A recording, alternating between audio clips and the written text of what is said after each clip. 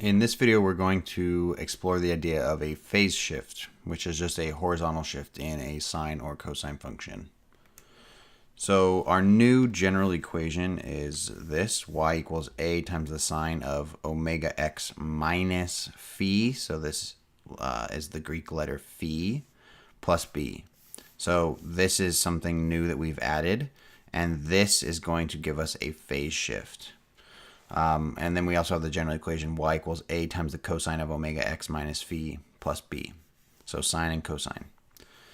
Now, if you recall with any sort of horizontal shift, we always go kind of in the opposite direction that would be intuitive, right? So if we had something like x minus 2 quantity squared, this graph is going to be a parabola that was shifted right 2 units. So we would kind of go in the opposite direction.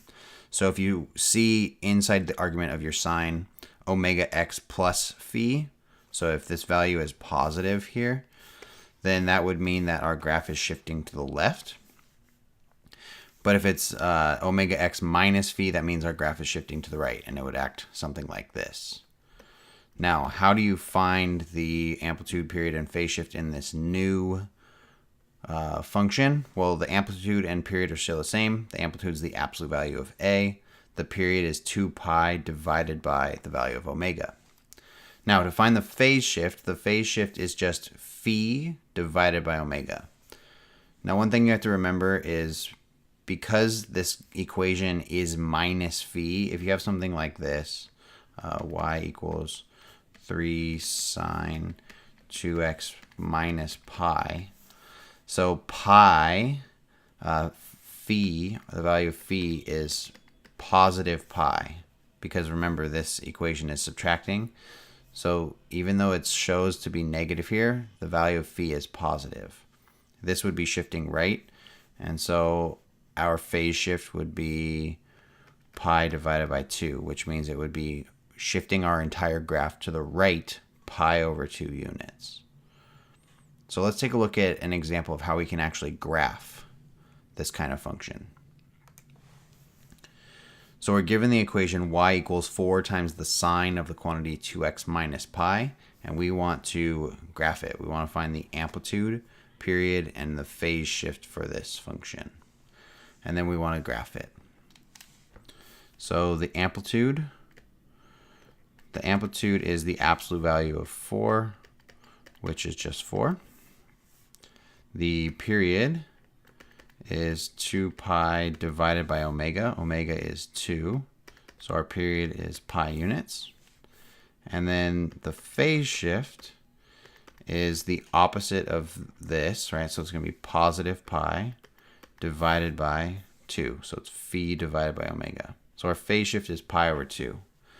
So that means that our graph is shifted to the right pi over 2 units.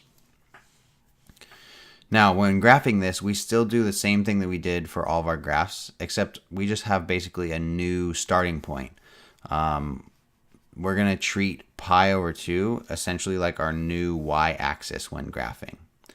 But we still take our period and divide it into quarters and use these values to mark off our axes, because that's where all of our major key points are going to happen. They're still going to happen at the quarter marks.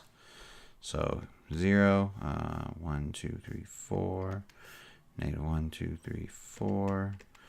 So then this is pi over 4. This is 2 pi over 4, which is pi over 2. 3 pi over 4. 4 pi over 4, which is pi. 5 pi over 4. 6 pi over 4, which is 3 pi over 2. And then 7 pi over 4 ultimately will be over here. So let's go through and graph this. Now, rather than starting at the y-axis, we're going to start at pi over 2. So you can kind of think of this as our new y-axis. So we're going to be starting here. It's a sine function, so that means we're going to start at a normally at an x-intercept, starting at an x-intercept. Since the value of a is positive, we're going to go up to a maximum first. So at 3 pi over 4, we'll go up to a maximum of 4. Then we'll come back to a 0, down to a minimum, and then back up to 0. This is actually supposed to be 5 pi over 4. 5 pi over 4. And then go ahead and sketch in your curve. So here's our curve.